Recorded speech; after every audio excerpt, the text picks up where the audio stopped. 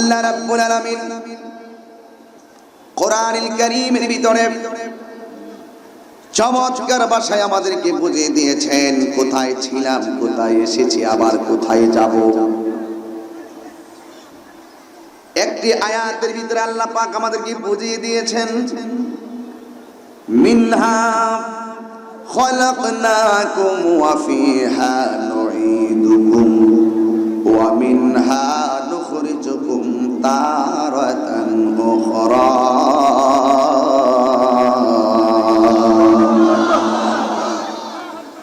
আল্লাহ রাব্বুল আলামিন বলেন, মিনহা খলাকনাকুম, আমি তোমাদেরকে মাটি থেকে সৃষ্টি করেছি। এখানে মাটি বলতে আমরা সোজা বুঝতে পারি আদম আলাইহিস সালামকে। আদম আলাইহিস সালাম ছাড়া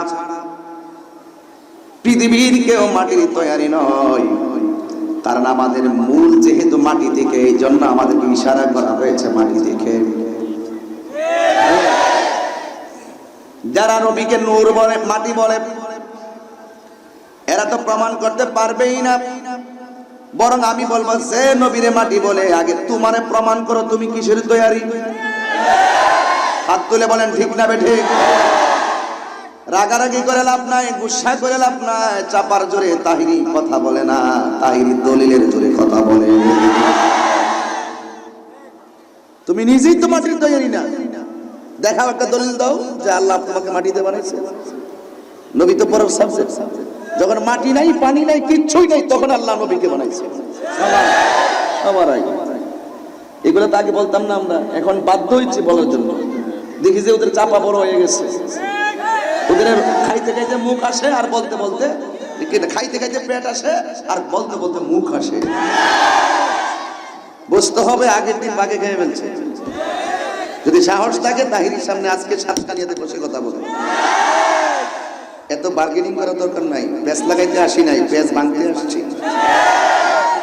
7.5 ঘন্টা গাড়িতে দৌড়ায় এসে খাওয়া দাওয়া করি নাই, সোজা স্টেজে উঠছি কোরআনের কথা বলার জন্য।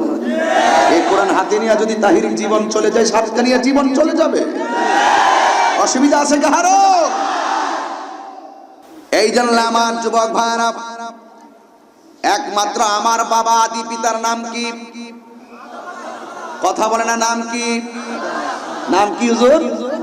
আদম আলাইহিস সালাতু ওয়াস সালাম। আমার আল্লাহ রাব্বুল আলামিন আদম আলাইহিস সালামকে শুধু মাটি থেকে বানিয়েছেন। আল্লাহ রাব্বুল আলামিন কোরআনে বলেন, ওয়া ইয ক্বালা রাব্বুকা লিল মালাইকাতি ইন্নী জাইলুন ফিল আরদি খলিফা। আল্লাহ রাব্বুল আলামিন বলেন, ওয়াইজ, আর স্মরণ করুন সেই সময়ের কথা যখন কল আল্লাহ বলেছিলেন, যখন বলেছিলেন রব্বুকা তোমাদের রব, লিল মালাইকাতি সকল ফেরেশতাদেরকে, ইন্নী অবশ্যই আমি, জাইলুন প্রেরণকারী, ইসমে ফাইলের সিগা, জাইলুন আমি প্রেরণকারী, ফিল আরদে জমিনের মধ্যে, খলিফা প্রতিনিধি। আল্লাহ বলেন, ও ফেরেশতারা আমি জমিনের মধ্যে প্রতিনিধি প্রেরণকারী, তোমরা কি বলো? ক্বালু জমার সিগা, একজন না দুইজন না, সবাই ডাক দিয়া কয়, ক্বালু আতাজআলু, ক্বালু আতাজআলু ফিহা মান ইউফসিদু ফিহা ওয়া ইয়াসফিকুদ দিমা।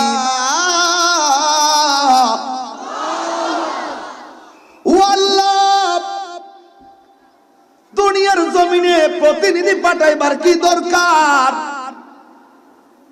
আমরাই তো, কেন পাঠাবেন? তারা সেখানে গিয়ে মাইয়ুফসিদু ফিহা, ওই জমিনে গিয়ে তারা ফাসাদ লাগাইব,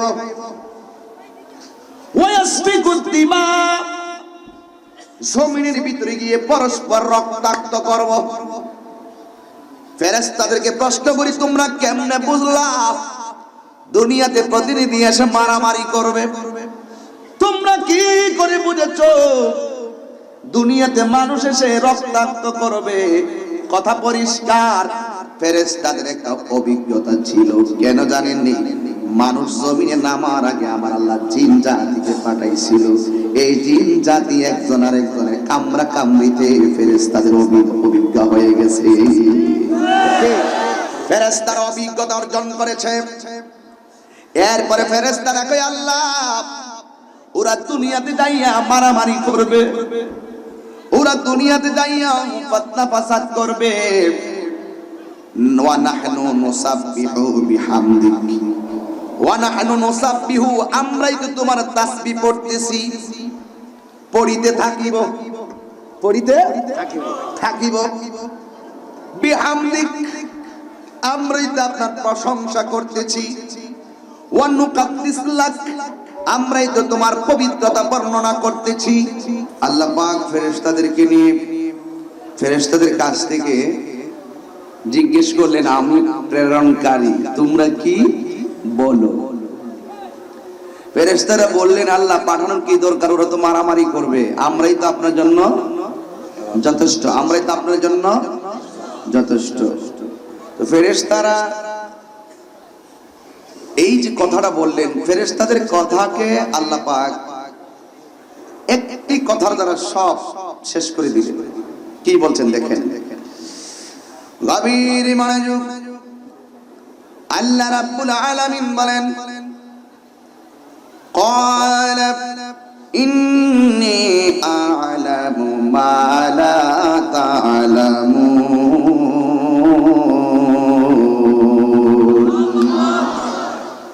আল্লাহ রাব্বুল আলামিন বলেন, নিশ্চয় আমি যাহা জানি তোমরা তা জানো না।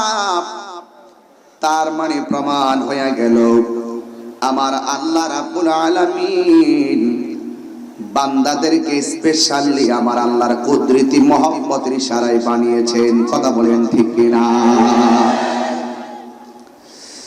এই জন্য আমার কথায় কথা চলে আসে, আল্লাহ রাব্বুল আলামিন কিভাবে আদমকে বানালেন। ফেরেশতাদেরকে ডাক দিয়ে বলেন, ও ফেরেশতা জিবরাইল, জমিনে যাও, গিয়ে এক মুষ্টি মাটি নিয়ে আসো, আমি আল্লাহ আদম বানাবো। জিবরাইল আলাইহিস সালাম মাটিতে আসলেন। মাটির মধ্যে হাত দেওয়ার সময় জিবরাইল আলাইহিস সালামকে মাটি ডাক দিয়ে, জিবরাইল এই মাটি নিও না, প্রতিনিধি দুনিয়ার মধ্যে আল্লাহ পাঠাইলে তারা নাফরমানি করলে আমি মাটি সহ্য করতে পারবো না। মাটির কান্না দেখে জিবরাইল আলাইহিস সালাম মন নরম হয়ে গেল। এবার মিকাইল আলাইহিস সালাম আসলেন, তার মনটাও নরম হয়ে গেল। ইসরাফিল আলাইহিস সালাম আসলেন, আসার পর ইসরাফিল আলাইহিস সালামের মনটাও নরম হয়ে গেল। আমার আল্লাহ বলেন, আজরাইল জমিনে যাও, মাটি নিয়ে আসো। আজরাইলে নামার পরে মাটি বারবার না করার পরেও মাটির কান্না আজরাইলকে মন গড়াইতে পারে নাই। মাটি ডাক দিয়ে, আজরাইলের সালাম ডাক দিয়ে, হে মাটি, আমি জিবরাইল নয়, আমি মিকাইল নয়, আমি ইসরাফিল নয়, আমি আজরাইল। এমন একটা মুষ্টি মেরেছে মাটির ভিতরে, আজরাইলের এক মুষ্টি মাটি দুনিয়ার হিসাবে সমান সমান 40 মণ। তার মানে বোঝা গেল আজরাইলটা কত বড়, যার মাথার মধ্যে 7 সমুদ্র, 13 নদীর পানি দিয়ে দিল, এক ফোঁটা পানি জমিনে পড়বে না। এমন একটা আজরাইল অপেক্ষা করছে তোমার রূহটা নেওয়ার জন্য। আজরাইল কয়, মাটি, আমি ইসরাফিল নই, আমি হইলাম আজরাইল। গাট করে মুষ্টি মাটিরা নিয়ে গেলেন, আল্লাহর কাছে হাজির হয়ে গেলেন। আমার আল্লাহ ডাক দিয়ে, আজরাইল, জিবরাইলে মাটির কান্নায় গলে গেল, ইসরাফিল গলে গেল, মিকাইল গলে গেল, তুমি আজরাইল কেন তার কান্নায় সাড়া দেও নাই? আজরাইল আলাইহিস সালাম ডাক দিয়ে, আল্লাহ, হাজার মাটির কান্নার চাইতে তুমি আল্লাহর হুকুমটাই হলো আমার কাছে সবচাইতে বড়। হুকুম কার? জোরে বলতে হবে, হুকুম কার? এবার আল্লাহ ডাক দিয়ে, আজরাইল, দুনিয়ার জমিনে যত প্রাণী থাকবে, যত প্রাণী দুনিয়াতে মানুষ যাবে, কিয়ামত পর্যন্ত তাদের রূহ কবজটা করার দায়িত্ব আমি আল্লাহ তুমি আজরাইলকে দিয়ে দিলাম। এরপর ফেরেশতারা আদম বানাবে। বাবার কাছ থেকে দলিলটা বুঝা রাখেন, তাইলে জায়গা জমি বুক করে খাইতে পারবেন। ঠিক না বলেন? CSRSBS বাবার থেকে বুঝা রাখেন, না রাখলে যে কোনো মানুষ দখল করে আপনার সম্পত্তি নেওয়ার কনস্পাইরেসি করবে। এই জন্য আমার আব্বা কিভাবে সৃষ্টি হয়েছে এই তত্ত্বটা যেই সন্তান জানে, এই সন্তান কোনোদিন আমার নবীর সঙ্গে গাদ্দারি করতে পারে না। বাবার খবর নাই, এগুলো সব বেঈমান সন্তান। এ যুবক, রাগারাগি নাই, গুসা নাই। আল্লাহ বলে ফেরেশতা তোমরা আদম বানাও। সুবহানাল্লাহ। এবার আদমের হাঁটু বানালো, আদম আলাইহিস সালামের কোমর বানালো, আদম আলাইহিস সালামের হাত বানালো, আদম আলাইহিস সালামের শরীরটা বানালো। কিন্তু আদম আলাইহিস সালামের চেহারা ফেরেশতারা বানাইতে পারেন না। আল্লাহ বলেন এটা আমি নিজের কুদরতি হাত মোবারক দিয়া বানাবো। এই জন্যই তো আল্লাহ কোরআনের মধ্যে সুন্দর করে বলে দিয়েছেন। আরে আমি তো আর হাফেজ না, বুঝি না কিছু, বাইক করে করে ওয়াজ করতে হয়, ভবিষ্যৎ শিক্ষিত না তো, লেখাপড়া যতটুকু করছি অর্থ করতাম ইনশাল্লাহ। এই যে আমার আল্লাহ বলেন, এখানে কয়জন ভাইস চেয়ারম্যান সাহেব? এক ভাইয়ের নাম আনোয়ার মুস্তাফা সাহেব, চেয়ারম্যান সাহেব ভাই এবং পিসা হুজুর এবং আপনার লুকমান ভাই থেকে সরকার আমরা যারা আছি, হ্যাঁ এখানে তাকাই দেখেন তো 1 2 3 4 5 6 7 8 একজনের চেহারার সাথে আরেকজনের চেহারা কথা বলেন না কেন মিলে? তাহলে আমার আল্লাহ কেমন কারিগর! একটা বিল্ডিং থেকে আরেকটা বিল্ডিং সহজে বানানো যায় নকশা দেখে, একটা ব্রিজ থেকে আরেকটা ব্রিজ বানানো যায়, কিন্তু আমাদের চেহারাগুলো কেমন নিপুণ কারিগর! আল্লাহ কোরআনে বলছেন লাকাদ খালাকনাল ইনসানা ফি আহসানি তাকবীর।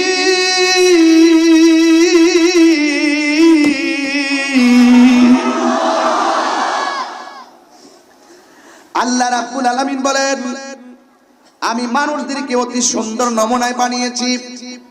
হাসান বলে নাই, হাসান বলে নাই, এখানে আহসান বলেছেন, নিশ্চয় তাফসীরের সিগা। আল্লাহ কয় আমি মানুষকে অতি সুন্দর নমুনায় বানিয়েছি। ফি আইয়ি সূরাতিম মা শাআ রাক্কাবাক। আমি আল্লাহ যেমন ভাবে চাইছি এমন ভাবে বান্দারে বানাইছি। জমিনে অনেকে খাটো মানুষ আছে না নাই? অনেক আমার মতো কালো মানুষ আছে না নাই? আবার প্রধান অতিথির মতো ফর্সা মানুষ আছে না নাই? এই যে ফর্সা, কালো, খাটো, কাহারো নাক চ্যাপ্টা, কাহারো চুক্কা, কাহারো টুক পাতলা, কাহারো মোটা, এইগুলো দেখে কোনোদিন তিরস্কার করবেন না। আল্লাহ কয় ফি আইয়ি সূরাতিম মা শাআ রাক্কাবাক। এ যুবক, এই দুনিয়ার যত মানুষ আছে আমি আল্লাহ প্রত্যেকটা চেহারাকে বানাইছি আমি আল্লাহ যেমন পছন্দ করেছি। আরে হাত তুলে বল মারহাবা।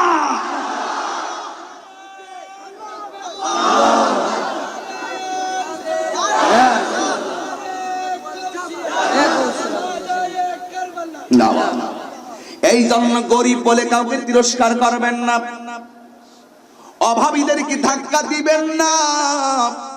কেন? ওই যে ওয়াফিহা নুঈদুকুম, কবরে যাওয়া লাগবে। কবরে গেলে বুঝবেন কেমন কঠিন এক অবস্থা। এই জন্য আল্লাহ কয় ফি আইয়ি সূরাতিম মা শাআ রাক্কাবাক। আমি আল্লাহ যেমন চাইছি তেমন ভাবে বান্দারে বানাইছি। এবার আদম নবীর চেহারাটা আল্লাহর কুদরতি হাত। সুবহানাল্লাহ। আরে কত সুন্দর কথা কোরআনে আছে। এবার বানানোর পরে আদম নবীর হাত আছে, আদম নবীর পা আছে, আদম নবীর চোখটা এরকম লাগানো ছিল, নাক দিয়া শ্বাস আসে না, মুখ দিয়া কথা আসে না। আল্লাহ রাব্বুল আলামিন আদম নবীর ভিতরে রূহটা দিলেন। একবার দুইবার বের হয়ে চলে এসেছে, তৃতীয়বারের মাথায় আর বের হয় না। রূহরে জিজ্ঞেস করে, রূহ এখন কেন বের হও না? রূহ বের হয় না কেন জানুনি? কারণ ওই প্রথম দুইবার ভিতরে অন্ধকার দেখে বের হয়ে এসেছে। ও আল্লাহ, কেমন করে ভিতরে থাকবো? তৃতীয়বারের মাথায় রূহ ভিতরে গিয়ে আসতে চায় না। আমার আল্লাহ রাব্বুল আলামিন আদম নবীর কপালে রাহমাতুল লিল আলামিনের নূর মুবারক স্থাপন করে দিলেন। আল্লাহ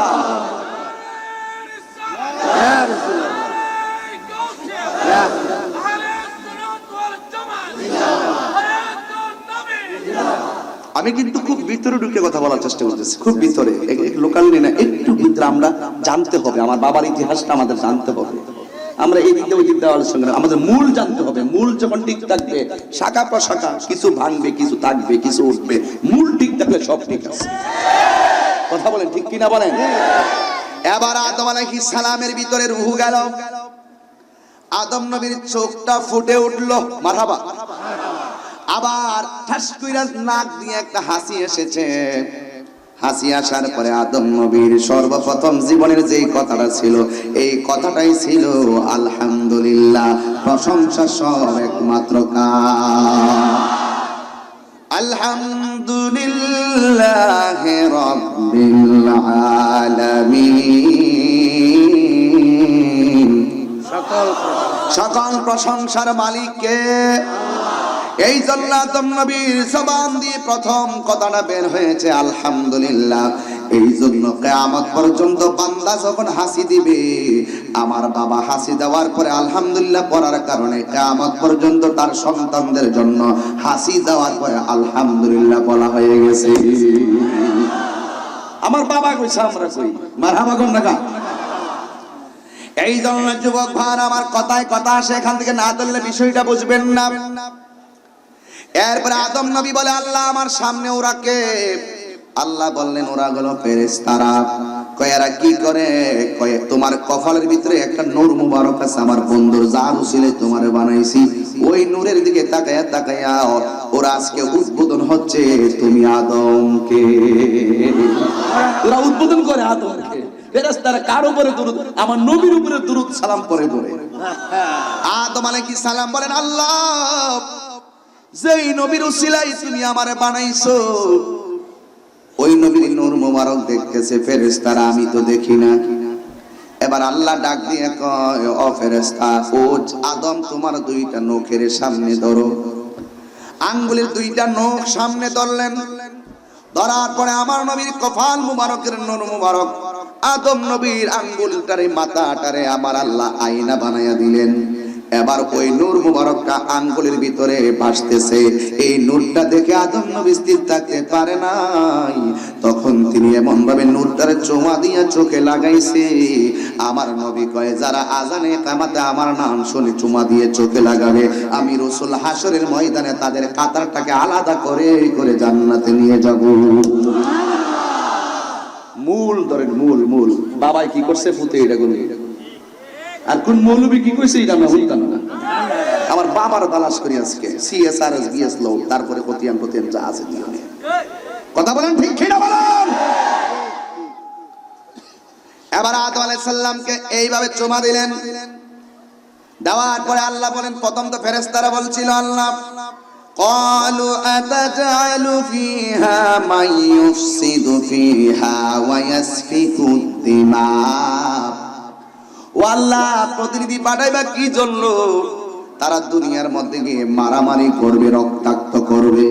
আল্লাহ কয়, তোরা যেহেতু বাধা দিছিলি, এই জন্য প্রথম তোদেরকে ধরতেছি। কয় কি? আল্লাহ কয়, ওয়াইজ কুলনা লিল মালাইকাতি ইসজুদু লিআদামা ফাসাজাদু ইল্লা ইবলিস। আল্লাহ রাব্বুল আলামিন বলে, হে ফেরেশতাগণ, যারা না করছিল আদম বানায়ও না, প্রথম তাদেরকে আক্কেল সালামি দেওয়া হইতেছে। ডাক দিয়ে গো ফেরেশতারা, উসজুদু সাজদা করো লি আদম, আদম রে সবাই সাথে সাথে ফাঁসা জাদু, দেরি নাই, এটা আতেফা, মানে সাথে সাথে হুকুম করছে সাথে সাথে। ওই যে আমরা যে জানাজার নামাজের পরে দোয়া করি না চেয়ারম্যান সাহেব, ওই যে ইজা সাল্লাইতুম আলাল মাইয়িতি ফাখলিসু, এই ফার অর্থটা অনেক মৌলবীরা জানে না ইলমের অভাবের কারণে। এই জন্য তারা বলে জানাজার নামাজের পরে দোয়া করন চাইতো না, বেদাতের ফতোয়া লাগাই।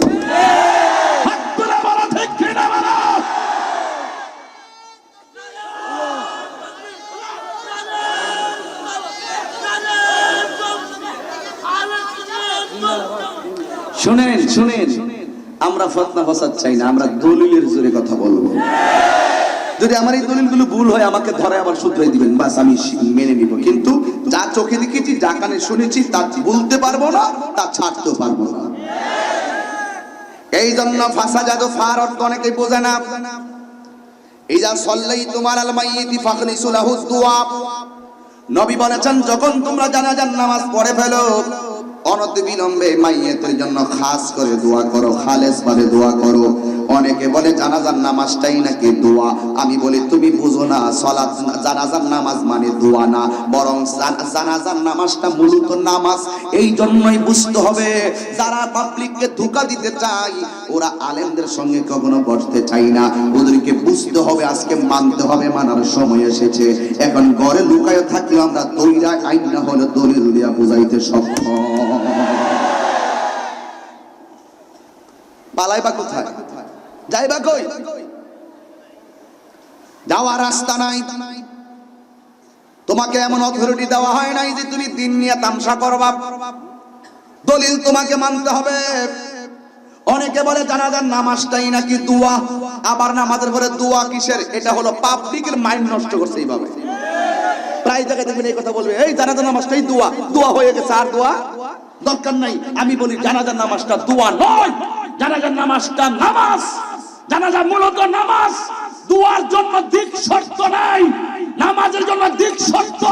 এই জন্য কিবলামুখী হতে হয়, নিয়ত বাঁধতে হয়।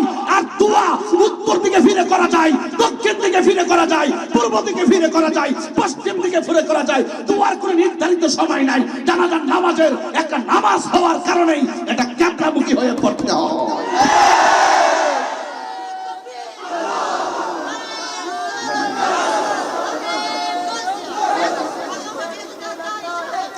জানাজার নামাজ মূলত কি দোয়া নাকি নামাজ?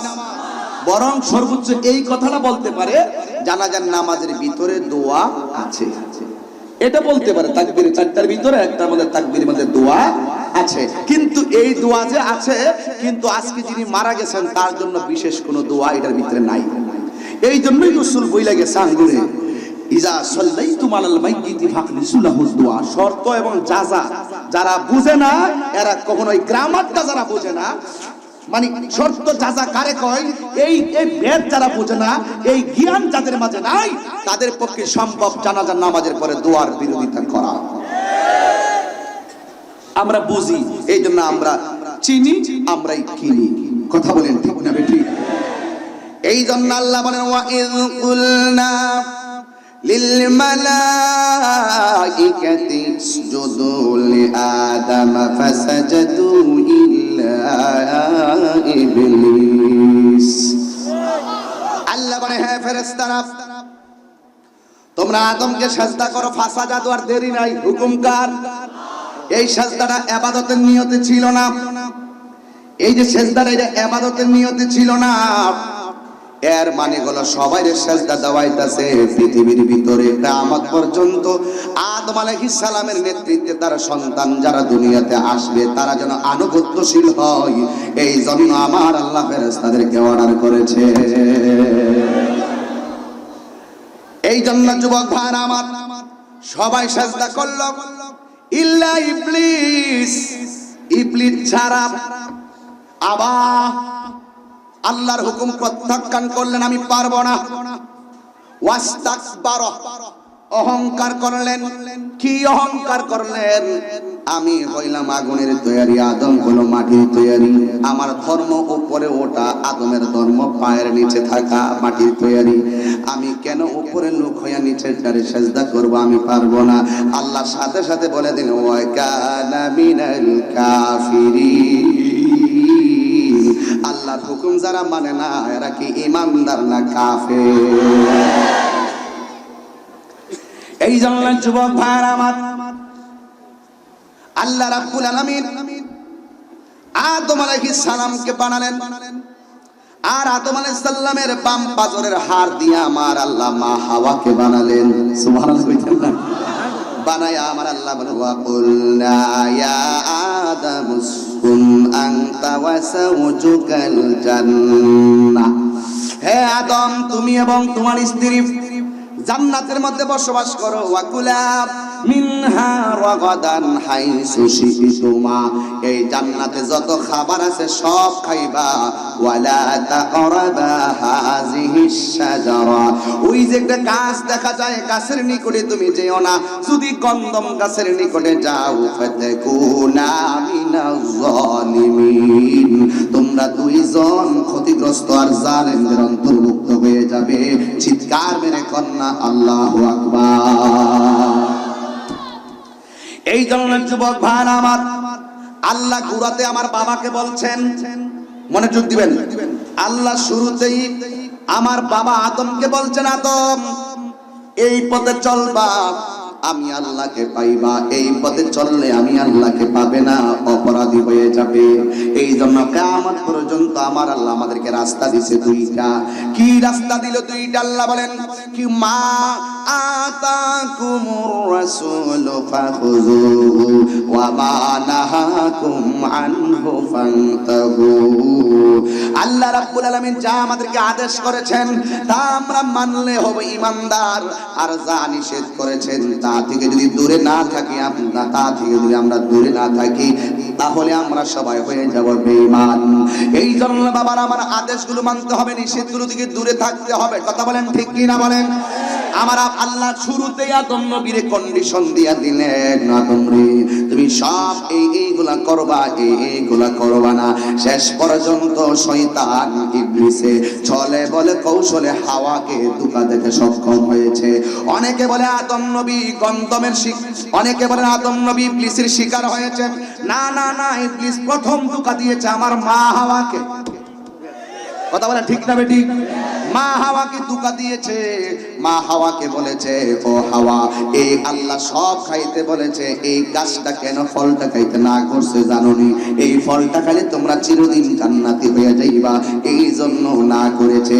হযরতে মা হাওয়া, মহিলাদের মন কিন্তু এমনি একটু নরম নরম করে কথা বললে তারা মন নরম হয়ে যায়। কথা বলেন ঠিক না বেটি? এই জন্য ওরা একটু সহজ, যেই মাত্র ওই ফলটা মা হাওয়ার মুখের ভিতরে নিয়েছে, মা হাওয়া খাওয়ার সাথে সাথে তার শরীর থেকে জান্নাতি জামা পড়ে গেছে। যেই মাত্র জান্নাতি জামা পড়ে গেছে, তখন গায়ের ভিতরে জান্নাতের লতা পাতা দিয়ে শরীরটারে ঢেকেছেন। আল্লাহ বলেন ফাআযাল্লাহুমাশ শাইতানু আনহা ফাআখরাজাহুমা মিম্মা কানা ফীহি। তারা যখন গন্তব্যের নিকটবর্তী হয়ে গেল, আল্লাহ পাক যা আদেশ করেছে তা থেকে যখন শয়তানের ধোঁকায় যখন হাওয়া যখন প্রতারিত হয়ে গেল, তখন আমার আল্লাহ বলেন ফাআযাল্লাহুমা শয়তান, এরা দুইজনকে শয়তান পদস্খলন ঘটাইলো। এরপর আল্লাহ কি করলেন? ফাআখরাজাহুমা, দুইজনকে বের করে দিলেন মিম্মা কানা ফীহি, এই হির মারজা হলো জান্নাতে। ওরা যেই জান্নাতের ভিতরে ছিল, আমার আল্লাহ রাব্বুল আলামিন জান্নাত থেকে বের করে দিলেন। শুধুমাত্র তাই নয়, কুল্লাহবিতু মিন বা'দুকুম লিবা'দিন আদুবুন। আদম এবং হাওয়া আর এই দিকটা শয়তান। শয়তান আল্লাহ বলছেন, হে বিয়াদব, ইবলিসরে বলছে তুই পাপিষ্ঠ। ইবলিস কই অসুবিধা নাই, দুইটা দাবি আছে। কয় কি? এক নম্বর হলো কিয়ামত পর্যন্ত আমি তাদেরকে ধোঁকা দিব, দুই নম্বর হলো কিয়ামত পর্যন্ত আমার হায়াতটা বাড়াই দিতে হবে। আল্লাহ রাব্বুল আলামিন তার দুইটা দাবি মেনে তাকে পাপিষ্ঠ বলে ঘোষণা করে দিলেন। আল্লাহ বলে দিলেন আমার প্রেমিক যারা হবে এদেরকে কোনোদিন ধোঁকা দিতে পারবে না। আর শয়তান বলছে আমি তাকে ধোঁকা দিব, তার রগে শিরা উপশরে ঢুকে গিয়ে ধোঁকা দিব। কিয়ামত পর্যন্ত দেখবো কে তোমার পথে চলে আর কে আমার পথে চলে। শয়তান একটা চ্যালেঞ্জ করলেন, কারণ আমার আল্লাহ এই ভুবনটা সাজাইছেন, যারা আমার প্রেমিক তারা আমাকে মানবে, যাদের কপালে হেদায়েত আছে তারা হেদায়েত হবে। ইউদিল্লু বিহি কাসীরা ওয়া ইয়াহদি বিহি কাসীরা। এই কোরআন পরে একদল গোমরা হবে, আবার এই কোরআন পরে একদল হেদায়েত হবে। জোরে কোন মারহাবা। এই জন্য আল্লাহ রাব্বুল আলামিন আদম নবীরে দুনিয়াতে পাঠাইলেন। জান্নাতের ভিতরে আদম নবী কিন্তু এইভাবে আল্লাহরে কইছিল, রব্বানা যালামনা আনফুসানা ওয়া ইল্লাম তাগফির লানা ওয়া তারহামনা লানাকুনান্না মিনাল খাসিরিন। কিন্তু আমার আল্লাহ ক্ষমা করে নাই। দুনিয়ার মধ্যে আদমকে পাঠাইলেন এক জায়গায়, হাওয়ারে পাঠাইলেন আর এক জায়গায়, আদম নবীরে পাঠাইলেন দুনিয়ার জমিনের শ্রীলঙ্কায়, আর মা হাওয়াকে দুনিয়ায় নামায়া দিলেন জেদ্দায়। দুইজনকে দুই জায়গায় নামায়া দিলেন। ইন দি মিন টাইমে ও যুবক, এই দুনিয়াতে আসার পরে আল্লাহ রাব্বুল আলামিন শেষ পর্যন্ত আদম আলাইহিস সালামের তওবা কবুল করলেন। আদম আলাইহিস সালাম বলছিলেন, আল্লাহ ফাতালাক্কা আদামু মির রাব্বিহি কালিমাতিন ফাতাবা আলাইহি ইন্নাহু হুয়াত তাওয়াবুর রহিম। আল্লাহ রাব্বুল আলামিন আদম নবীরে কতিপয় বাক্য শিখিয়ে দিলেন। এরপর আল্লাহর কাছে তওবা করলেন, আল্লাহকে তওবাকারী হিসেবে গ্রহণকারী হিসেবে পাইলেন। এই জন্য যুবক পায়ে ধরে বলে দিয়ে যায়, আদম নবী 340 বছর কাটলো, কিন্তু আল্লাহ রাব্বুল আলামিন তাকে ক্ষমা করে নাই। শেষ পর্যন্ত আদম নবী বলছে, আল্লাহ গো তুমি আমারে ক্ষমা করো, যদি আমাকে এতগুলো নাম বললাম তুমি আমারে ক্ষমা করো নাই, কিন্তু মুহাম্মদ সাল্লাল্লাহু আলাইহি সাল্লামের উসিলায় তুমি আমারে maaf করে দাও। আল্লাহ ডাক দিয়া কই, ইয়া আদম কাইফা আরাফতালে মুহাম্মদ, তুমি আবার মুহাম্মদকে কেমনে চিনলে? আদম আলাইহিস সালাম বলে, ইয়া রব খালাকতানি, যখন তুমি আমাকে বানিয়েছো ফারাইতু আলা সাতিল আরশ, আমি আরশের দিকে তাকিয়েছিলাম, আমি দেখেছি ফাফিহে মাকতুবুন, ওই আরশের মধ্যে লেখা আছে লা ইলাহা ইল্লাল্লাহ, আর এক পাশে আছে মুহাম্মাদুর রাসূলুল্লাহ। যেহেতু তোমার নামের পাশে তোমার বন্ধুর নামটা লেখছো, নিশ্চয়ই তুমি সেই বন্ধুরে অনেক ভালোবাসো। এই বন্ধু নবী উসিলায় আমি আদমের তুমি ক্ষমা করে দাও। আল্লাহ ডাক দিয়া কয়, আদম রে 340 বছর আগে যদি আমার বন্ধু নবীর উসিলায় তুমি আমার কাছে ক্ষমা চাইতা, আমি আল্লাহ রাব্বুল আলামিন তোমাকে ক্ষমা করে দিতাম। জোরে জোরে কি সুবহানাল্লাহ বলবেন? এখন সবক পাইলাম দুইটা। একটু আগে পাইছি আব্বা চুমা দিছে, একটু আগে পাইলাম বাবা চুমা দিছে, আমরা ছেলেরা চুমা দেই। এখন আবার পাইলাম আব্বা উসিলা দইরা নবীর উসিলায় আমার আল্লাহর কাছে ক্ষমা চাইছে, আল্লাহ ক্ষমা করেছে, আমার বাবা উসিলায় ক্ষমা পাইছে। এই জন্য আমরা কিয়ামত পর্যন্ত উসিলা তালাশ করব। জিহাদ করে বলতে হবে, ঠিক কিনা বলো?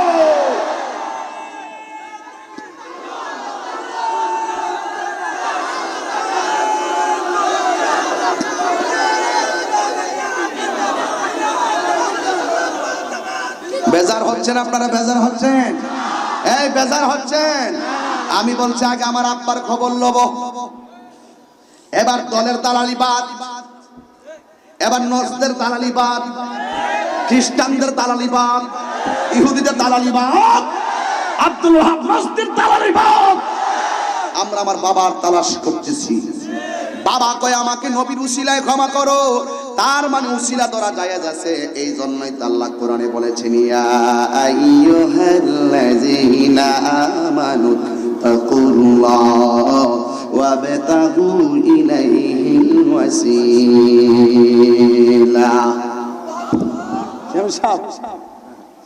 আসলে অনর্থক আমাদেরকে মিসগাইড করে পাবলিকদেরকে। আসলে এত সুন্দর একটি জগৎ, এত সুন্দর নিয়ম, এইগুলোরে কৌশলগত ভাবে মানুষের ঈমানকে হরণ করার জন্য ছলে বলে কৌশলে মানুষের ঈমানকে লুণ্ঠন করছে, চলছে।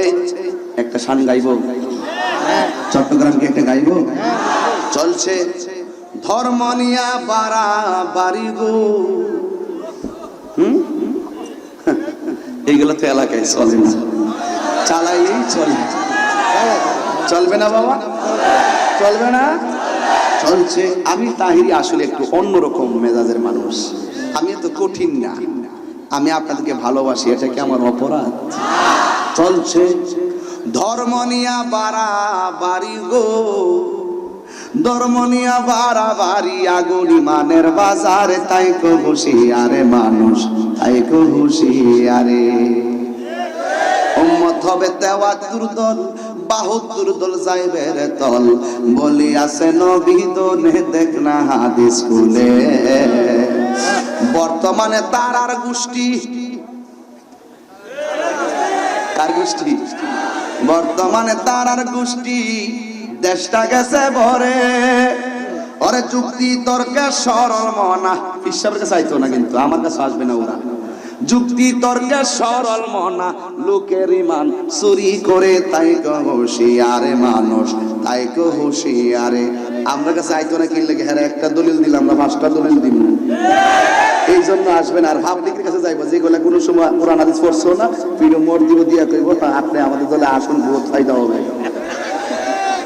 চলছে ধর্ম নিয়া বাড়াবাড়ি গো, ধর্ম নিয়া বাড়াবাড়ি আগুন ইমানের বাজারে, তাই কো হুঁশিয়ারে মানুষ, তাই কো হুঁশিয়ারে। নবীর তাজিম মিলাদ কিয়াম আহলে বায়াতের সম্মান করিতে আউলিয়ার সন্ধান বলছে পড়ুয়ারে, ঠিক কিনা বলেন? এই আওয়াজে মানি না, জোরে বলো ঠিক কিনা। নবীর তাজিম মিলাদ কিয়াম আহলে বায়াতের সম্মান করিতে আউলিয়ার সন্ধান বলছে পড়ুয়ারে। এসব কথা শুনলে তাদের বুকে আগুন ধরে। ওরে শয়তান যেমন বেজার ছিল, শয়তান যেমন বেজার ছিল আদম সেজদা করিবারে, তাই কো হুঁশিয়ারে মানুষ, তাই কো হুঁশিয়ারে, ঠিক না বেঠে? চলছে ধর্ম নিয়া বাড়াবাড়ি গো, ধর্ম নিয়া বাড়াবাড়ি আগুন ইমানের বাজারে, তাই কো হুঁশিয়ারে মানুষ, তাই কো হুঁশিয়ারে। জোরে কোন ঠিক কিনা?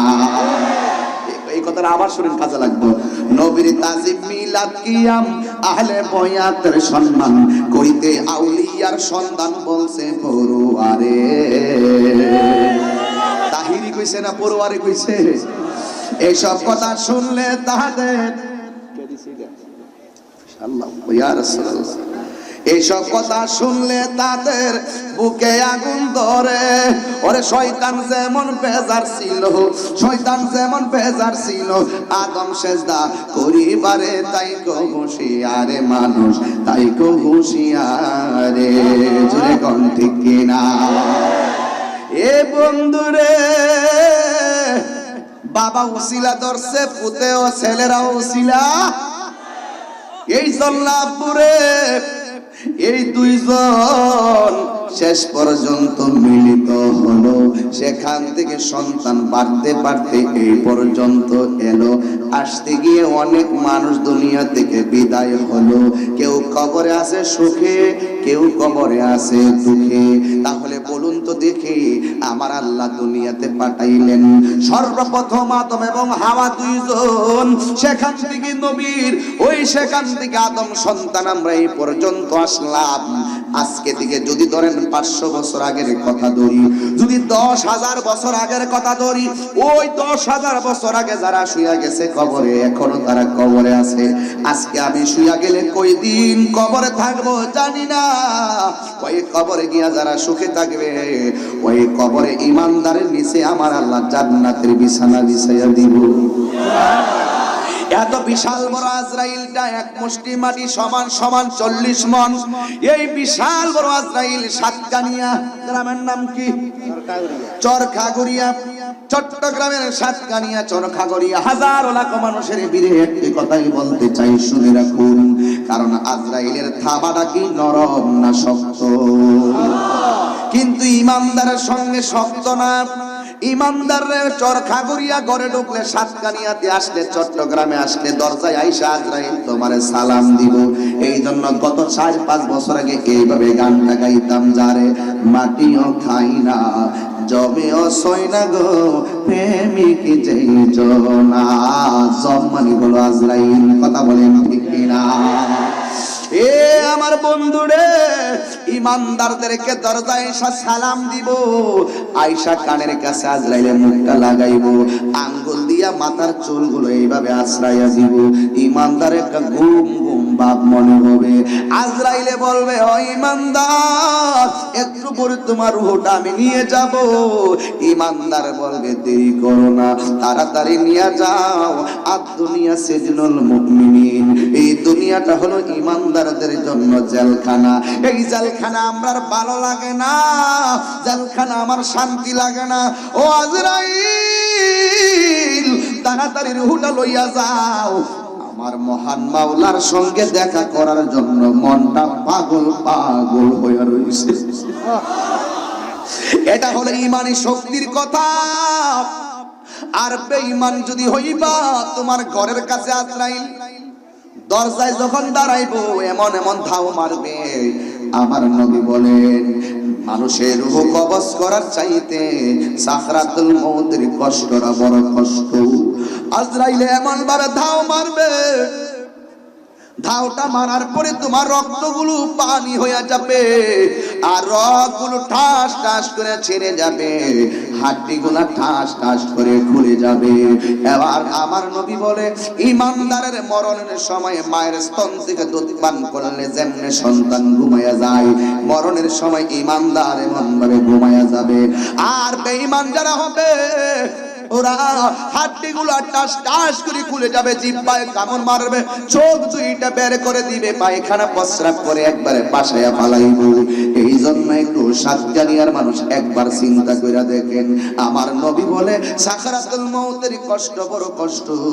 এবার আমার নবী বলে, ও উম্মতের দল, আজরাইলে যখন রূহটা নিব, তোমার পাশে বাবা বসে থাকবে, মা বসে থাকবে, আপনজন বসে থাকবে। এত বিশাল বড় আজরাইল কোন সময় সাতকানিয়া চরখাগড়িয়া চট্টগ্রামের জমিনে কোন ঘরে কিভাবে ঢুকলো, ঘরের মানুষ কেউ টের পায় না।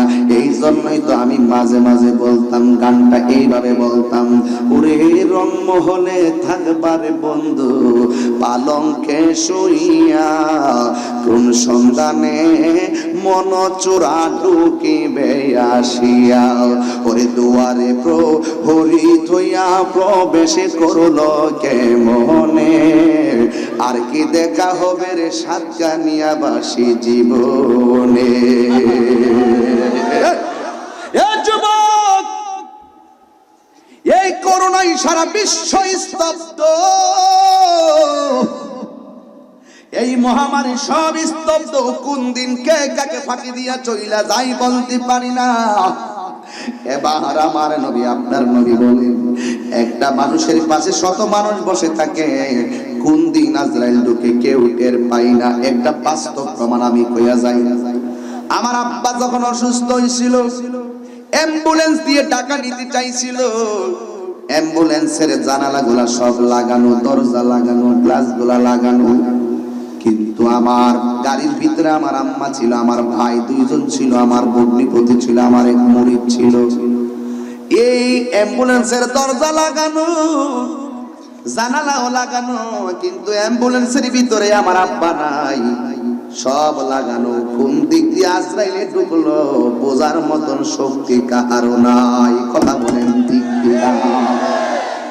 বাঁচবা কই? মাস্ক লাগালে বাচ্চা যাবে না, কতই সোজা।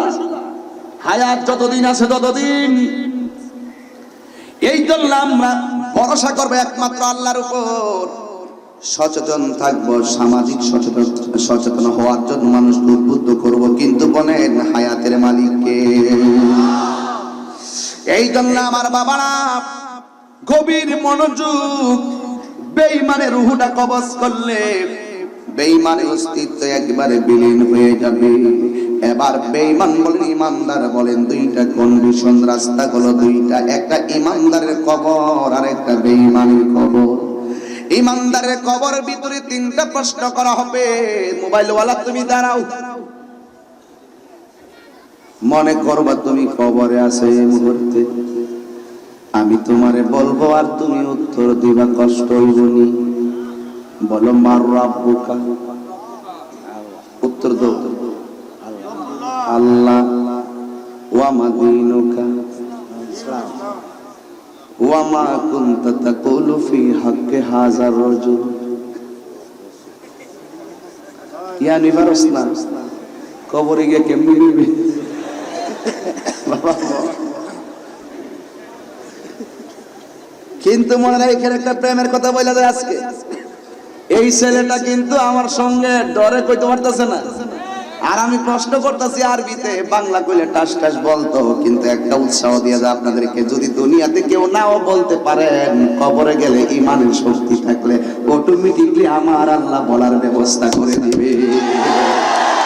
কথা বলেন ঠিক কি না বলেন? আবার এই দুনিয়ায় ইচ্ছা মতে ABCDEF এই ইংরেজি অর্থ যেমনি মুখস্থ করেন, তিনটা প্রশ্নের উত্তর মুখস্থ করতে করতে কণ্ঠস্থ, ঠোঁটস্থ, অন্তস্থ তিন ধারায় আমরা মুখস্থ করি। যদি একবারে মুখস্থ করতে করতে শেষ হইয়া ফেলান, এরপরে কবর গেলে বলতে পারবেন না, যদি আপনার ঈমান না থাকে। ঠিক কি না বলেন? এই জন্য চিন্তা করো না, ঈমান ঠিক রাখো আর নেক আমল করো। আপনার মনে একটু কষ্ট হইতেছে না? বেশি কষ্ট দিব না। অনেকক্ষণ আগে আপনারা আসছেন, আমার বিষয়টা হঠাৎ দিয়েছেন। আমি চাচ্ছি একটু ভিন্ন মাত্রায় ওয়াজ করার জন্য। আমি যে এই ওয়াজগুলো প্রায় মাহফিলি করি, এই জন্য আমি আমার মতো করে সাবজেক্টটা গুছাইয়া নিতেছি। রাস্তা কয়টা? কথা কয় না রে, রাস্তা কয়টা? জাআল হক ওয়া যাহাকাল বাতিল ইন্নাল বাতিলা কানা সাহুকা।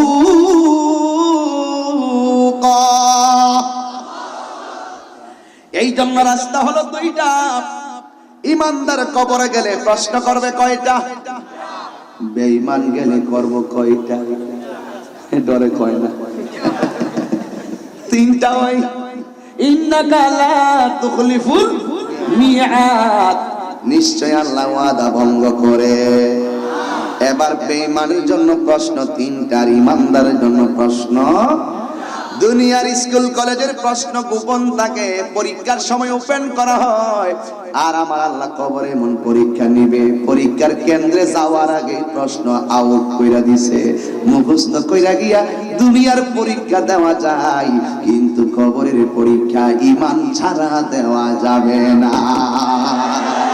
ঠিক কি না বলো? এবার কবরের প্রশ্ন হলো তিনটা। ইমানদারের প্রশ্ন করার পরে আল্লাহ বলবেন, ও ফেরেশতারা, আমার ইমানদার একটা মাত্র দোকানের কাপড় পইরা কবরে আসছে, কিয়ামত পর্যন্ত কেমনে থাকবো? যা যা জান্নাতে যা, যাইয়া আমার প্রেমিকের নিচে এমন একটা বিছানা বানায়া দে, যেন কিয়ামত পর্যন্ত ঘুমায়া যেতে পারে। এবার ইমানদারের ভিতরে নিচে বিছানাটা বিছায়া দিবে। বাজার থেকে, আপনাদের এলাকার একটা বাজারের নাম কোন? দুহাজারি। কোন জায়গা? দুহাজারি বাজার। এই দুহাজারি বাজার থেকে যত দামের খাট কিনে আনেন, যত তোষক দিয়ে, জাজিম দিয়ে শোয়া দেন, কিন্তু শোয়ার সাথে সাথে কিন্তু ঘুম আসে না। হয়তো ডান কাতে যাই, বাম কাতে যাই, নাইলে উপর হইয়া শো, নাইলে উপর হইয়া শো। শুইলে কিন্তু সাথে সাথে ঘুম আসে না। আল্লাহ যখন জান্নাতের বিছানাটা ইমানদারের কবরে দিয়া দিবে, ইমানদার শোয়ার পরে সাথে সাথে ঘুম আসবে না। আল্লাহ বলবেন, ফেরেশতারা, আমার ইমানদার ঘুমাইবো, একটা বাতাসের ব্যবস্থা করে। দুনিয়ার বাতাস না, জান্নাতের প্রেমের বাতাস। কত সম্মান! এবার বাতাসটা দেওয়ার পরে, আমার দেশে ফ্যান আছে না নাই? খাটের মধ্যে শুইয়া এসিটা টিপ মাইরাতে কি সুন্দর হাওয়া লাগে। আমার আল্লাহ জান্নাতি এসিটা কবরের বরাবর দিয়া দিবে। দেওয়ার পরে একবার ডান কাতে যাবে ইমানদার। ইমানদার ডান কাতে যাইয়া দেখবে একটা নূরের আলো ঝলমল করতেছে। ইমানদার ডাক দিয়ে বলবে, আলো, ও নূরের আলো, তুমি কোথায় থেকে এসেছো? ওই আমারে চিনো না, আমি হইলাম দুনিয়ার তোমার সকল নেক আমল। আল্লাহ আমারে আলো বানাইয়া পাঠাইছে কিয়ামত পর্যন্ত তোমার কবরে বাতি হইয়া থাকতে। এরপরে ডান কাত থেকে বাম কাতে যাবে। যাওয়ার পরে আর একটা আলো দেখবে। এবার ইমানদার জিজ্ঞাসা করবে আলো তুমি কে গো, তুমি আবার কে আলো দিতেছো? কই আমার চিনো না, আমি হইলাম দুনিয়ায় তোমার কোরআন তেলাওয়াত। এই কোরআন তেলাওয়াতের দরকার আমাদের আছে না নাই? যেই ঘরে কোরআনের চর্চা নাই সেই ঘরটা অভিশপ্ত ঘর। কথা বলেন ঠিক কি না বলেন? যেই ঘরে কোরআন আছে, কোরআনের সঙ্গে সম্পর্ক নাই, সেই ঘরে রহমত বরকত। এই জন্য কবরের ভিতরে নেক আমলগুলো আলো দিবে, আর ইমানের বদৌলতে প্রশ্নের উত্তর আপনি দিয়ে দিবেন। এবার ইমানদার আলতো করে কবরের ভিতরে ঘুমায়া যাবে। এখন প্রশ্ন হলো হুজুর আপনার বিষয় দিয়েছি কবরের আযাব, এইভাবে না বললে বিষয়টা তো বাবা বুঝবেন না। এরপরে বেঈমান হইয়া যদি কবরে যাও, আপনারা জিগাইবো মার রাব্বুকা, আপনি বলবেন লা আদরি আমি জানি না, ওয়া মা দীনুকা লা আদরি আমি জানি না, ওয়া মা কুনতা তাকুলু ফি হাক্কি হাযা রাজুল লা আদরি আমি জানি না। ওই মুহূর্তে আল্লাহ বলবেন ও ফেরেশতারা জাহান্নামের বরাবর থেকে জাহান্নামের হাওয়া ঢুকায় দে কবরের ভিতরে। এবার কবরের ভিতরে হাওয়াটা ঢুকে যাবে। আমার নবী বলে কবরের তিনটা আযাব বড় ভয়ঙ্কর। আল্লাহু আকবার বলবেন না? কবরের তিনটা আযাব বড় ভয়ঙ্কর। বেঈমানকে যখন কবরের ভিতরে দিবে, বেঈমানের ডান পাশের মাটিগুলা পৃথিবীর এক প্রান্তে চলে যাবে, বাম পাশের মাটিগুলো আরেক প্রান্তে চলে যাবে। দুই পাশের মাটিগুলো এমন ভাবে বডির মধ্যে চাপা মারবে গো, ডান পাশের হাড্ডিগুলা বাম পাশের হাড্ডির ভিতরে গুঁড়া হইয়া ঢুকে যাবে, আর বাম পাশের হাড্ডিগুলো ডান পাশের হাড্ডির ভিতরে ঢুকে যাবে। মাটি যখন চাপা মারবো, ওই লোকটা তখন এমন ভাবে আল্লাহ গো হইয়া ডাকটা মারবে। আমার নবী বলেন তার আল্লাহ ডাকটা যদি পৃথিবীর কোন মানুষের কানের ভিতরে লাগতো, ওই কানটা ফেটে যেত, রক্তাক্ত হয়ে লোকটা মারা যাইত। এই মাটির চাপা এমন ভাবে তারা চাপা মারবে, মাটির সঙ্গে তুলার মতন মিশাইয়া ফালাইব। কিন্তু দুনিয়া থেকে কবরে দেওয়ার পরে সন্তানগুলো 3 দিনের খতম পড়ায়, 7 দিনের খতম পড়ায়, 40 দিন পরে খতম পড়ায়, ওই 5 দিন পরে খতম করায়, দোয়া করায়। কিন্তু 3 দিনের দোয়াটা করানোর পরে 3 দিন টাইমে যুবক ভাইরা আমার, ও যুবক ভাইরা, ও মুরব্বী আব্বারা, তুমি দুনিয়ার ভিতরে খতমটা শেষ হওয়ার সাথে সাথে ভাই বোন সবাই মিল্লা ঘরে বসার পরে হিসাব মিলাই বাবার কয়খানি সম্পত্তি আছে, এই সম্পদগুলোর ভাগ নেওয়ার জন্য সব সন্তান ব্যস্ত। কবরে বাপটা দুঃখে থাকলে, কষ্টে থাকলে, এই কষ্টের ভাগ পৃথিবীর কেউ নিবে না। কথা বলেন ঠিক না বেটি? এটাই হলো বাস্তবতা। আমার আছে দুনিয়ার আছে, আমার নাই কিছু নাই। সুদের টাকা ব্যাংকে লাগাইয়া গেছেন 10 লাখ। কয় লাখ? 10 লাখ হইয়া গেছেন সুদের টাকা ব্যাংকের ভিতরে। সুদের টাকা তুললা আপনার ছেলে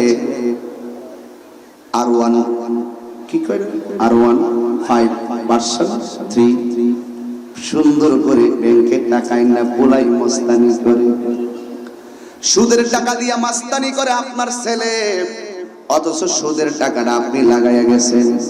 কিন্তু মনে রাখবেন পোলা দুনিয়াতে মাস্তানি করবে, আর কবরের ভিতরে জুতার বাড়ি আপনি খাবেন। কথা বলেন ঠিক না? কার জন্য আপনি হারাম রাইখা যাবেন? হারাম টাকা দিয়া মাস্তানি করবো আপনার পোলা, কবরের জুতার বাড়ি খাবেন আপনি? না না না না। আমার নবী বলে কবরের 2 নম্বর শাস্তি হলো কবরের ভিতরে একটা ফেরেশতা নামায়া দিবে, যেই ফেরেশতারা কানেও শুনে না, এই ফেরেশতারা চোখেও দেখে না, হাতের মধ্যে বিশাল বড় একটা হাতুড়ি লইয়া এই কবরে নাইমা জাহান্নামীরে কবরের ভিতরে এমন আঘাত করবে 70 গজ মাটির নিচে ছিন্ন ভিন্ন করে ঢুকাইয়া ফালাইব। সবচাইতে বড় প্রবলেম হলো বাড়ি খাওয়ার পরে লোকটা চিৎকার মারে, কিন্তু ফেরেশতার কানে দিয়ে তো শুনে না, তার আঘাত করলেই কি আর না করলেই কি, এবার তার শরীরটা রক্তাক্ত হয়ে যায়, ফেরেশতার চোখে দেখে না, রক্ত রক্ত হইলে কি আর না হইলে কি, এমন ভাবে তার শাস্তি দেওয়া হবে। এই জন্য আমার আব্বুরা, এই কবর থেকে আপনি চিরদিন পর্যন্ত শাস্তি পাবেন। একদিন নয়, 2 দিন নয়, কোন দিন পর্যন্ত? যতক্ষণ না পর্যন্ত কিয়ামত হবে ততদিন পর্যন্ত কবরের ভিতরে আপনাকে শাস্তি দেওয়া হবে। এই জন্য আমার সাতকানিয়ার বন্ধু, আমার জীবনে আমি প্রথম এসেছি এই সাতকানিয়ার জমিনে, নাকি আগেও এসেছি? আগে একবার এসেছিলাম সাতকানিয়া মির্জাখিল দরবারে, ওই অনেক আগে, 12 বছর আগে আমি আসছিলাম। 12 এমনই হবে, অনেক আগে আমার বন্ধু জহিরের সাথে আসছিলাম। তখন আমি আরো ইয়াং বয়সে, এখন তো বুড়ো হয়ে গেছি। কি বুড়ো হয়ে গেছেন? বয়স তো বাবা কমে কমে। যেইগুলা গেছে কেন বলি জানেননি? সব সময় নিজের উইক মনে হয়, কারণ একটাই, বহুত বুড়া মানুষের আগে যুবকদেরকে মরতে দেখা যায়। এই জন্য মরণ কখন আসে বলা যায় না। এই জন্য জোয়ান বুড়া বড় কথা নয়, জবান খুলে বলো হায়াতের মালিক কে? আরো জোরে বলতে হবে কে?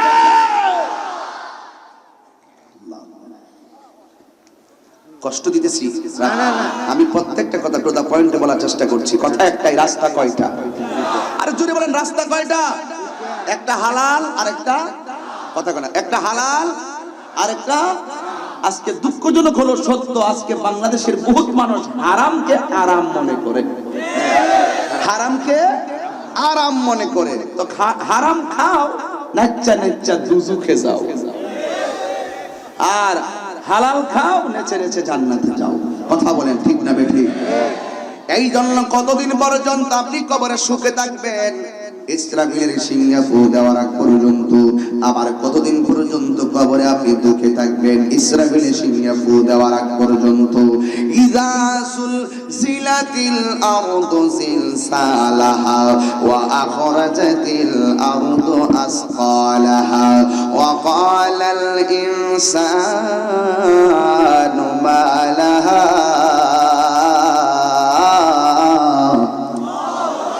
ইসরাফিল আলাইহিস সালাম সিংহা ফু দেওয়ার আগ পর্যন্ত, যখন ফু দিবে পৃথিবীটা লন্ডভন্ড হয়ে যাবে। আমার আল্লাহ কয় ওয়া মিনহা নুখরিজুকুম তারাতান উখরা।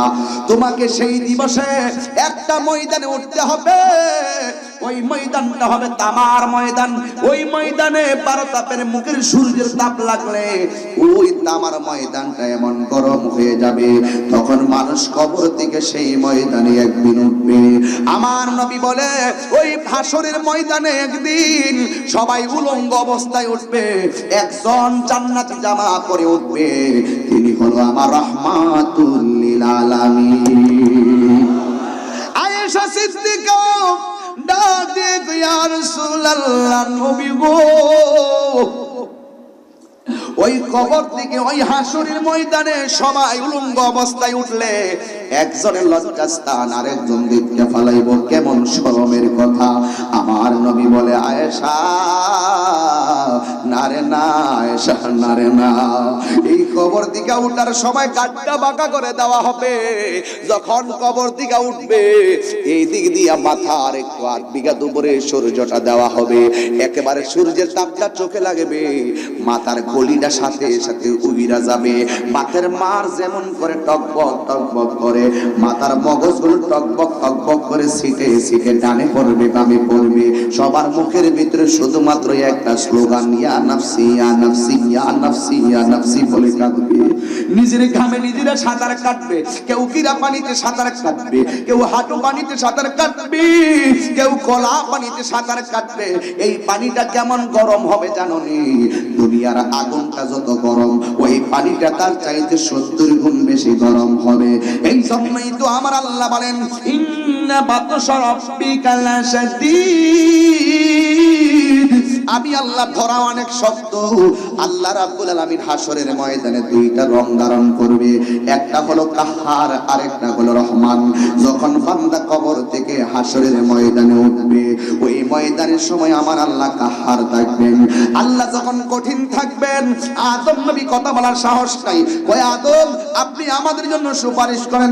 আদম নবী বলবে, ও উম্মতে মুহাম্মাদি ওয়ালা তাকরাবা হাযিহিস শাজারা, আল্লাহ বলছিল এই গাছটার কাছে যাইও না। আমি গিয়েছিলাম, যাইয়া তো আমি অপরাধী হইয়া গেছি। আল্লাহ যদি আমার আজকে হাসরের ময়দানে কয় তুই গেলি কেন, আমি আল্লাহ দরবারে কি জবাব দিব? 1,24,000 পয়গাম্বর সবাই শুধুমাত্র নাফসি নাফসি বলে কাঁদবে। একমাত্র আমার নবীজি মাকামে মাহমুদের গোড়ায় বসে বসে সেজদায় পড়ে পড়ে গো আমার নবী উম্মতি উম্মতি বলে কাঁদবে। আর জবান খুলে কোন আল্লাহু আকবার। এই জন্য আমার যুবক ভাইরা, ওই ময়দানে আদম নবী বলবো নাফসি নাফসি, ইব্রাহিম নবী বলবে নাফসি নাফসি, ইসমাঈল হযরত ইয়াহইয়া পয়গম্বর বলবে নাফসি নাফসি, দাউদ নবী বলবে নাফসি নাফসি। সবার মুখের ভিতরে শুধু নাফসি নাফসি। লাস্টে একজন পয়গম্বর যার নাম হলো হযরত ঈসা রুহুল্লাহ। আমরা সবাই ঈসা রুহুল্লাহর কাছে দৌড়াইয়া দৌড়াইয়া যাব। দৌড়াইয়া যাইয়া বলবো, ঈসা নবী গো, আপনি তো নবী হইয়া দুনিয়াতে আসছিলেন, কিন্তু আপনারা তো শেষ পর্যন্ত আমার নবীর উম্মত বানাই আল্লাহ দুনিয়াতে পাঠাইছে। এই জন্য মেহেরবানি করে আপনি আমাদের জন্য একটু সুপারিশ করেন না। ঈসা আলাইহিস সালাম বলেন, আমি পারবো না, আমার পক্ষে সম্ভব না। ওই যে দেখো একটা জায়গা দেখা যায়, তোমরা দৌড়াইয়া ওই জায়গার ভিতরে তোমরা চলে যাও। এবার সবাই সেই জায়গার ভিতরে চলে যাবে। ওই জায়গাটার নাম কি জানেননি? ওই জায়গাটার নাম 15 পারার মধ্যে আছে, যদিও আয়াতটা খুঁজে পাচ্ছি না, কিন্তু আয়াতটা আমার মুখস্থ আছে।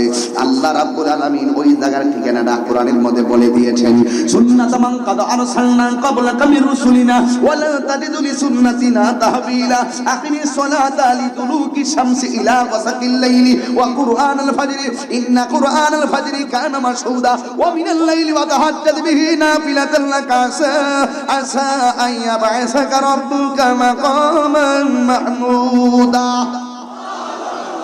আর জোরে বলতে হবে সুবহানাল্লাহ বলেন। ঈসা নবী বলবেন, ও উম্মত, তোমরা ওই সিংহাসনটার কাছে যাও।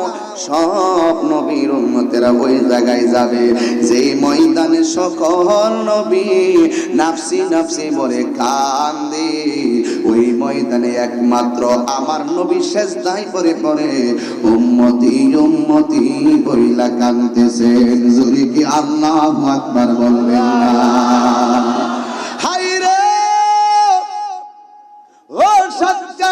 মানুষ কেন তাহিরি নবী নবী করে গো? কেন কালীপুর দরবারের শাহজাদা কেন নবী নবী করে? আজকের মাহফিল অতিথিগণ কেন নবী নবী করে? যেই ময়দানে কেউ নাই, ওই ময়দানে আমার নবী হলো তোমার আপন। আমার নবীর কাছে আমরা গিয়ে বলবো, নবী গো, মেহেরবানি করে আপনি একটু সুপারিশ করেন না। এবার আমার নবী সেজদা মোবারক দিকে মাথা মোবারক তোলেন না। কেন তোলেন না জানেননি? একটা মাত্র কারণ, আল্লাহ হলো কাহার। আল্লাহ কি কাহার হয়ে বসে আছে। আমার নবী মাথা মোবারক তোলে না, সেজদায় পইরা পইরা নিজের জন্য কান্দে না, উম্মতের জন্য কান্দে। উম্মতেরা যাইয়া এইভাবে ডাক দিয়া বলবে, ও গো দয়াল নবী দয়া করো না। সব নবীদের কাছে গেলাম, কাজ হইল না, তুমি তোমার উম্মতের দূর কইরো না। হুজুর এই যে জায়গাটা, এই যে জায়গা পাইয়া গেছি মাকামা মাহমুদা, এই আয়াতটাই আমি এতক্ষণ তালাশ করছিলাম, পাইয়া গেছি। সুন্নাতামান কাদ আরসালনা ক্বাবলাকা মির রুসুলিনা ওয়ালা তাজিদু লিসুন্নাতিনা তাহবিলা আকিমিস সালাতা লিদুলুকি শামসি ইলা ওয়াসাকিল লাইলি ওয়া কুরআনাল ফাজরি ইন্না কুরআনাল ফাজরি কানা মাশহুদা ওয়া মিনাল লাইলি ফাতাহাজ্জাদ বিহি নাফিলাতান লাকা আসা আইয়াবআসাকা রাব্বুকা মাকামান মাহমুদা। আমরার জন্য নামাজ হলো 5 ওয়াক্ত, আমার নবীর জন্য ছিল 6 ওয়াক্ত। আমাদের জন্য ছিল ফজর, যোহর, আসর, মাগরিব, এশা।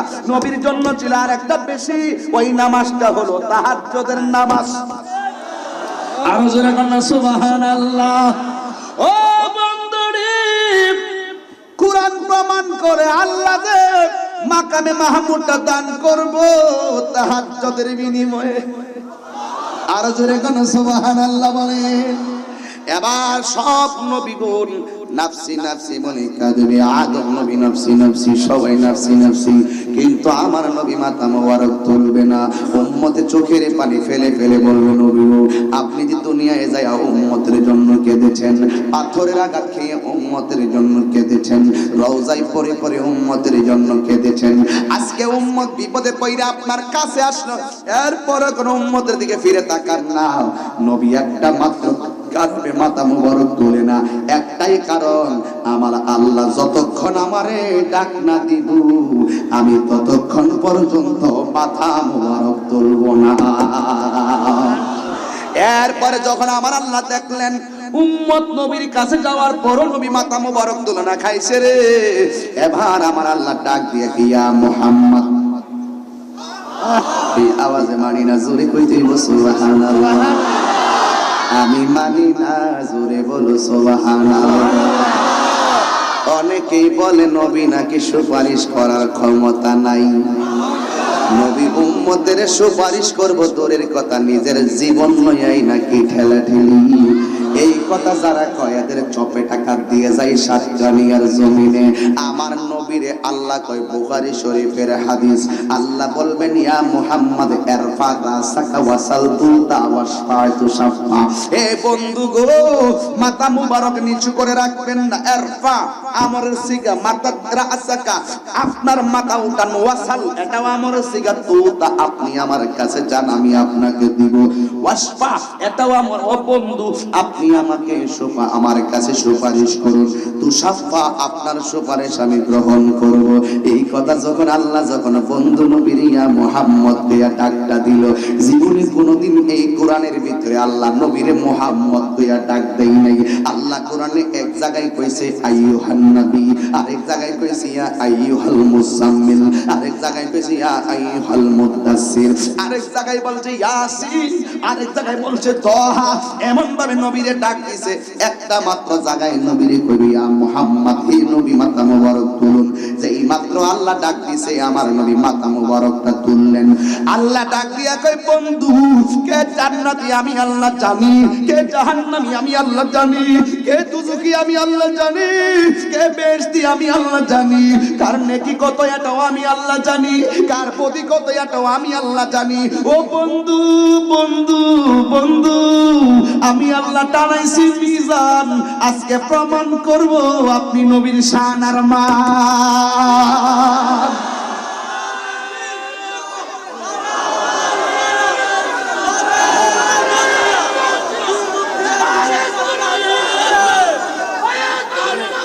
আল্লাহ আল্লাহ আল্লাহ, তুমি মোদের আশার আলো, তাই তো তোমায়। সবার মোবাইল গুলা জ্বালাই দেন, আমি সবার চেহারাটা জিজ্ঞা যাই, সবার মোবাইল ফ্ল্যাশ লাইটটা জ্বালাই দেন, নরমাল হোক অ্যান্ড্রয়েড হোক সব জ্বালান। আজকে আমরা হাসরের মাঠের নবীর নূরের আলো চাই, কথা বলেন ঠিক না বেটি? সবাই একটা যাতে বাদ না থাকে, আজকে সাতকানিয়া প্রথম আসছে একটা স্মৃতি রেখে যাই, না হলে চলবে না। সবাই হাতটা নাড়াবেন, আমার ভাইস চেয়ারম্যান আছেন, আমার অতিথিরা সবাই আসছেন, সবাই এইভাবে দেখাবেন, তুমি মোদের আশার আলো, তাই তো তোমায়, তুমি মোদের আশার আলো, তাই তো তোমায়, হৃদয় নামের ফুলদানিতে, হৃদয় নামের গেতে রেখেছি প্রেমের মালা, ইয়া রাসূলুল্লাহ ইয়া রাসূলুল্লাহ ইয়া হাবিবাল্লাহ ইয়া রাসূলুল্লাহ। হাত ধরবে, তুমি মোদের আশার আলো, তাই তো তোমায় বাসি ভালো, তুমি মোদের, তাই তো তোমায়, হৃদয় নামের ফুল মর্দানিতে হৃদয় এগেতে রেখেছি প্রেমের মালা ইয়া রাসূলুল্লাহ ইয়া হাবিবাল্লাহ ইয়া রাসূলুল্লাহ জোরে কি আল্লাহু আকবার বলবেন না يشفع يوم القيامة ثلاثة الأنبياء ثم العلماء ثم الشهداء হাসরের মাঠে আমার নবী বলেন তিন শ্রেণীর মানুষ আল্লাহর দরবারে কথা বলবেন। এক হলো নবী রাসূলগণ, দুই হলো আলেমগণ, তিন নম্বর হলো নবীগণ। কিন্তু নবীগণ আলেমগণ সবাই নবীকে দিয়ে ধরবে, নবী গো আপনি সুপারিশ করুন। একমাত্র অল ইন অল স্বয়ং আল্লাহর কাছে সুপারিশ করবেন আমার রাহমান। শুধুমাত্র তাই নয়, রাসূল বলছেন অনেকে শাফাআতের দলিল খুঁজে পাই না, আমি দলিলগুলো দিয়ে যাই। রাসূল বলেন ক্বালান নবী সাল্লাল্লাহু আলাইহি ওয়াসাল্লাম শাফাআতি লিআহলিল কাবাইর মিন উম্মতি, আমার উম্মতের মধ্যে যারা কবিরা গুনাহ করে ফেলেছে কিন্তু আল্লাহর সঙ্গে শরীক করে নাই, আমি রাসূলকে জানের চাইতে বেশি ভালোবেসেছে, এই জন্য আল্লাহ রাব্বুল আলামিন হাবিব বলেন ওই সমস্ত গুনাহগার কবিরা গুনাহগারদের জন্যই আমি রাসূল হাসরের মাঠে সুপারিশ করব। সুবহানাল্লাহ। সুপারিশের প্রশ্ন তখনই আসে যদি অপরাধী হয়, কথা বলেন ঠিক না বেঠিক? এই জন্য রাসূল সুপারিশ করবেন। রাসূলের নিজের জবান মুবারকের হাদিসে মুতাওয়াতির যেগুলো অস্বীকার করা কাফের, এই হাদিসে মুতাওয়াতির হাদিস দ্বারা আমি প্রমাণ করে দিয়ে সক্ষম হলাম যে আল্লাহর রাসূল হাসরের মাঠে সুপারিশ করবেন। এই ক্ষমতা রাসূলকে আমার আল্লাহ দিবেন, কথা বলেন ঠিক না বেঠিক? যারা বলে রাসূল সুপারিশ করতে পারবে না তাদের দাবিও ঠিক আছে, কারণ যারা নবীর সঙ্গে গাদ্দারি করে তাদের সঙ্গে নবী সুপারিশ করবে না। আর আমরা গুনাহগার, আমরা অপরাধী অপরাধী অপরাধী অপরাধী, আমরা গুনাহগার কিন্তু নবীকে অনেক ভালোবাসি, নামাজ পড়ছি করার মতো পড়ি নাই, রোজা রাখছি রাখার মতো রাখি নাই, হজ করছি করার মতো করি নাই, মাগার আল্লাহর সঙ্গে কাউকে শরীক করি নাই। বাস নবীর নামাজ যদিও টাইমে টাইমে ছেড়ে দিয়েছি, কিন্তু নবীর বিরুদ্ধে কেউ কথা বললে আমরা দাঁড়িয়ে যেতাম ইমানি চিন্তে। আমরা এটা দায়িত্বহীন কণ্ঠে বলতে পারি আমাদের ইমানের মধ্যে কোনো ঘাটতি নাই, ঠিক কিনা বলেন? কথা একটাই ফাইনাল, রাসূলকে আমরা ভালোবাসি। আমাদের সমাজে দেখবেন কিছু লোক আছে নামাজ পড়ে অর্ধেক পড়ে অর্ধেক ছাড়ে, কিন্তু নবীর বিরুদ্ধে কথা বললে তার খবর আছে। এই প্রেমিকের দাম হাসরের মাঠে বেড়ে যাবে। রাসূল বলেন শাফাআতি লিআহলিল কাবাইর মিন উম্মতি, ওই আমল করছে করার মতো করে নাই, কিছু আমল ছেড়ে দেওয়ার কারণে এরা জাহান্নামী হয়ে যাবে। রাসূল বলেন আমি তাদেরকে টেনে টেনে জান্নাতে নিয়ে যাব। রাসূলের সুপারিশ কে কে চাই? হাত চাইলাম।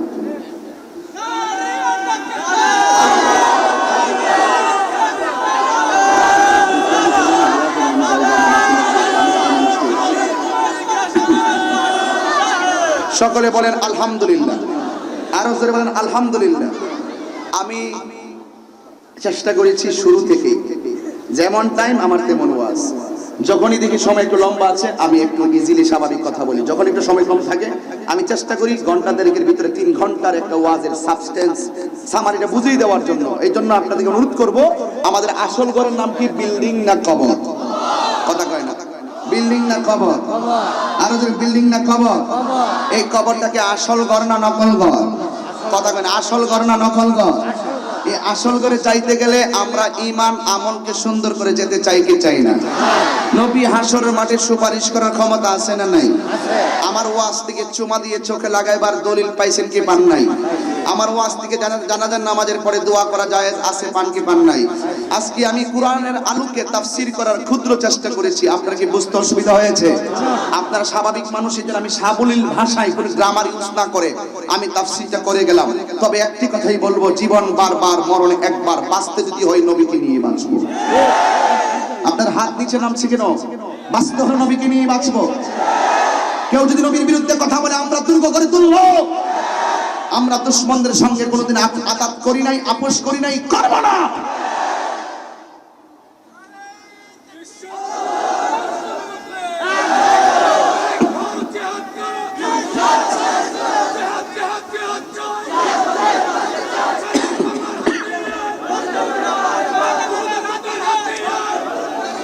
সকলে বলি আলহামদুলিল্লাহ। আর আলহামদুলিল্লাহ, আজান তো দিছি সবসময়, আল্লাহ আজকে না, আজকে না, আজান আমি সবসময় দিই, এটা উচিত না।